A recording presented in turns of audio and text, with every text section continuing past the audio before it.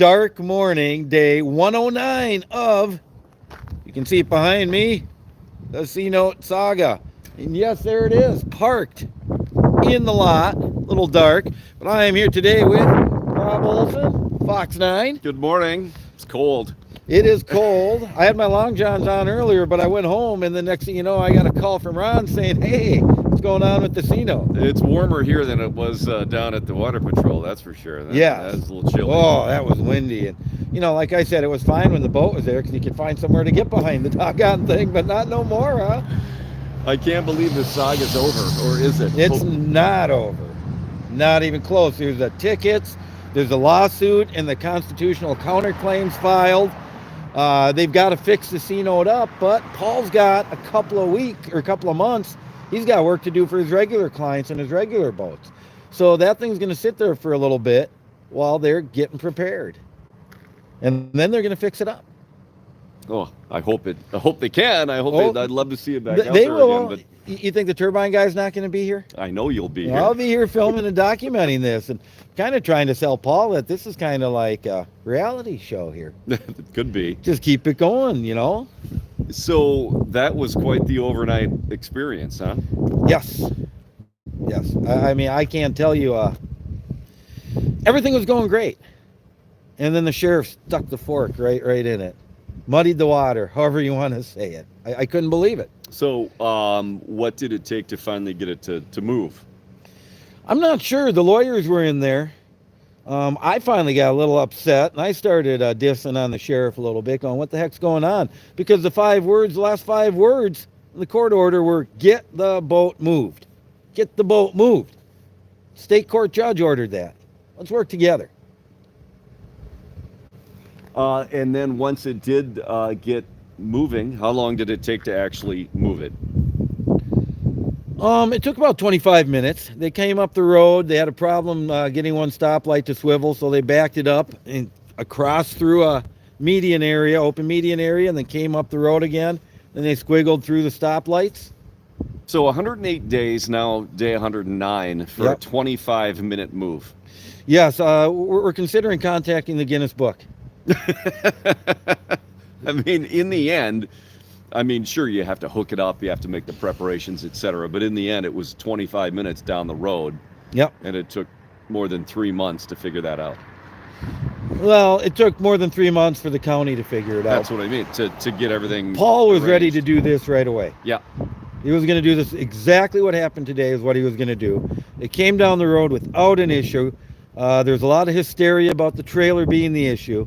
Trailer acted just fine. Tires were just fine. I bet when he weighs it, it's going to be somewhere 60,000, 70,000 pounds at most.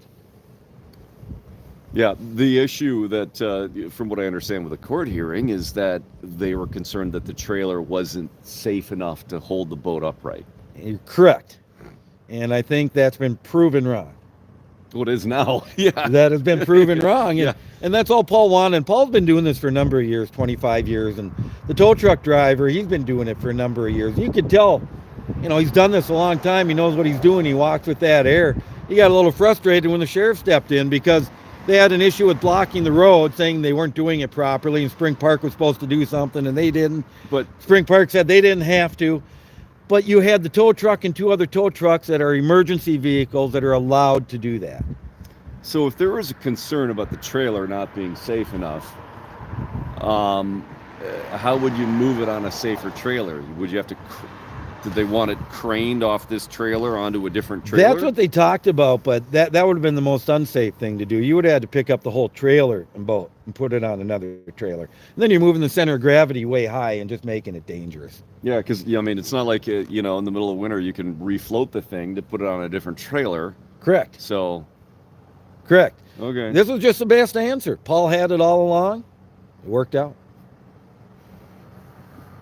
What can you say? I don't know. There it is.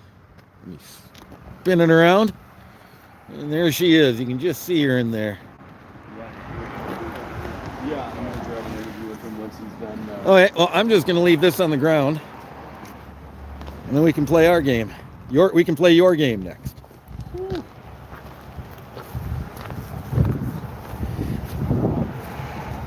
Look at that turbine guy interviewed on his own channel.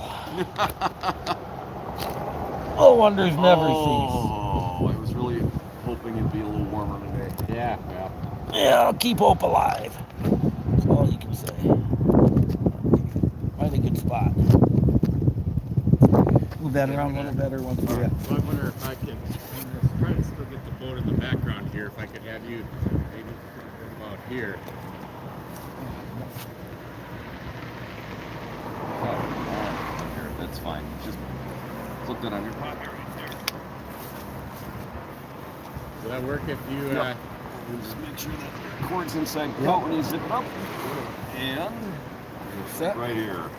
yeah. Hold on. I want Right to see. where the chute is. You gonna turn some light on or not? Yeah, I will. There we go. I got you. Perfect. Get him right here. Here, Turbine guy ready to go. Great. You know what happened the other night? I was up at a new restaurant in Maple Plain. I can't remember the name anymore. But I'm sitting at the bar. It had 2/3 of my beer, 2/3 of my meal, and I heard the table behind me talking about the turbine guy. So I turned around and said, "You all talking about turbine guy?" And they're like, "Yeah." I said, "Here I am." We had a good time gabbing. That is very funny. Rob, can you one step to your left there? And just sent a pin to Suraj so he could find us here. And I am rolling. Whenever you're ready. So Jay, this is through day 109. You've Yes. been documenting this pretty much every day. And what was that like then overnight to move the thing? It was a lot of expectation, and then when the sheriff stepped in to cause issues, there was a lot of consternation, and then when the boat got moving, there was a lot of action, and then when it got here, there was a lot of relief and victory. What were the issues in moving it? I mean, you said the sheriff was trying to stop it. They were concerned about some things that you understand. That the road wasn't being blocked properly, and there were a ton of people with their own kind of little emergency vehicles they use in everyday life that Paul had arranged to block all the streets, and the sheriff wasn't comfortable with that. He thought there was another proper way to do it. After all this time, since you started documenting this, what do you think about this whole saga? The fact that it took so long and it went to court, and what you never probably expected it to. No, this should have been done by Christmas, realistically. What happened tonight is what should have happened months ago. There was no reason for it to drag out, and to me, unfortunately, with the history I have, I can see that government has a lot of problems dealing with something that they aren't used to. And that's what I really think it boiled down to. They thought they had a problem that didn't exist, and they thought they had to solve it when they didn't. What, as you look back, I mean, this was something you never set out to do. You kind of fell into documenting this every day. What has been the public reaction for the last 3 months to you and your channel? Ton of positivity. I mean, I'm like popular around here now. I don't know how to put it, but I have a lot of notoriety. And I already did for my other battles and stuff like that. But I'm really happy that this gave me an opportunity for people to see who I am and see that, I'm just a good old boy like anybody else around here, just living my life. And, the notoriety is kind of the cool thing. It really is kind of the cool thing because, like I said, when I went to Maple Plain, the Iron Exchange, that's it. When I went there and I hear people talking about me, it's just fun. And then more specifically about the move, what did they have to do to actually move it a half mile or whatever this is down the road? Tell me again specifically what had to be done.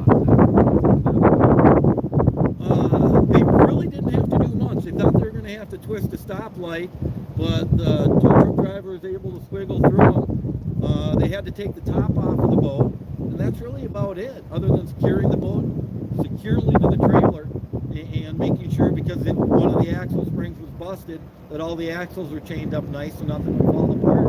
I mean, but that was all safety precautions to make sure. What happens now is Paul gets to get on with his life after a couple of days. I think we all do. I told Paul a while ago he's got to move that damn boat so I can move on with my life. But, he's got work for a couple of months for his regular clients, and then he's going to work to fix a boat up. And what's going to happen next? We're going to have a roundtable discussion on the boat, and we're going to live stream that where everybody who wants to, who is involved, you can sit up on the boat, and we're just like Gold Rush. You could have a roundtable And figure out what to do with the boat. Well, once it's figure out fixed. what happened, what the next steps are, and that kind of thing. Are they going to get it ready? Are they going to get it to Superior like they wanted to? Where's it going to go next? Okay. That's all I need to ask you on camera. Okay. Cool. Grab that microphone. You want the card? Sure. Okay. There's about Big 6 silver shots or whatever of the boat itself. Yeah, that's why they named the LLC that owns it Superior Dreams. But so then, I mean, if it's that much of a giant mess to move it a half-mile down Shoreline Drive, Yeah. I can't imagine it would be Well, that all fun to try to move it to Superior. The big issue was the weight. Okay, the county didn't know how much it weighed, and they couldn't really weigh it on an incline where it was. They had to get the track around like this. So Paul's going to let me live stream when they actually weigh it to prove what the weight is. Once they know what the weight is, they can make sure the trailer's good.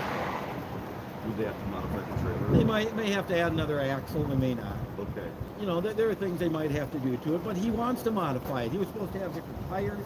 He was supposed to have different parts to put it together. Mhm. He thought he was going to have all winter to build this, but he had to pull the boat out at the last minute.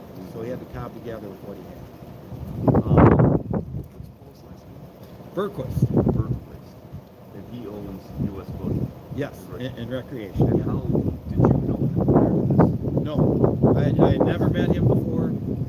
He was quite wary of me when this all started, but now we've become decent friends. And you know, I keep saying to him when he starts griping about what's going on, I just say, you know, Paul, welcome to my club.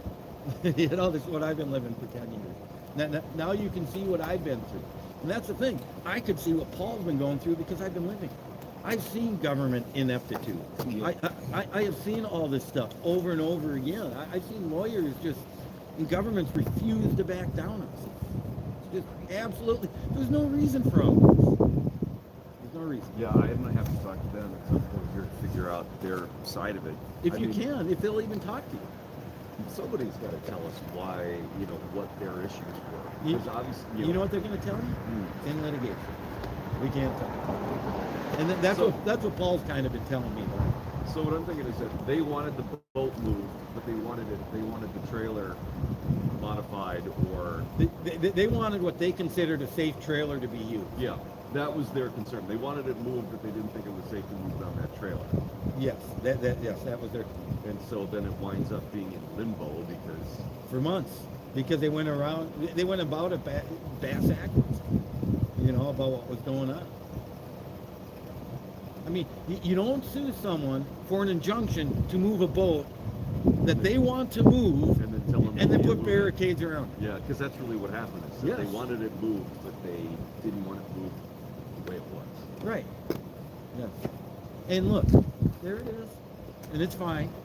Nothing happened. Finally out of their parking lot. There was nothing real dangerous about any of it. It all worked really well tonight. All right, I'm gonna go warm up for 5 minutes before my next live shot. Sure. I can do your live shot. I'm loading the card that I shot. The interview. Okay. There you go. Thanks, Jay. You can have that microphone. I'm trying to have a little bit dance. There you go, folks. Turbine Guy. Second interview with Fox9.